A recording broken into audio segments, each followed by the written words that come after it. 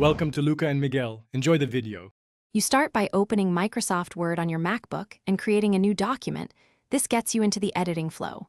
Once done, pick a template only if it matches your goal, otherwise start blank. Make sure to set page size and margins now so layout stays consistent. Save right away with a clear file name and location to avoid losing work. If iCloud is available, decide whether to store there. This helps with automatic backups and cross-device editing. You should structure content using styles so headings and body text stay consistent.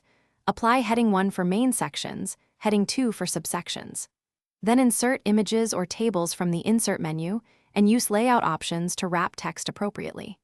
Once your content exists, apply formatting like bold, lists, and alignment to improve readability. Make sure to use Find and Replace for quick edits and enable track changes if collaborating, because that preserves edits and comments for review. You finish by reviewing with spelling and grammar and the Read Aloud feature to catch errors. Read headings and tables aloud to verify clarity.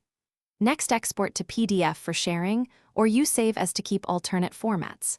Finally, distribute through email, AirDrop, or cloud storage as needed.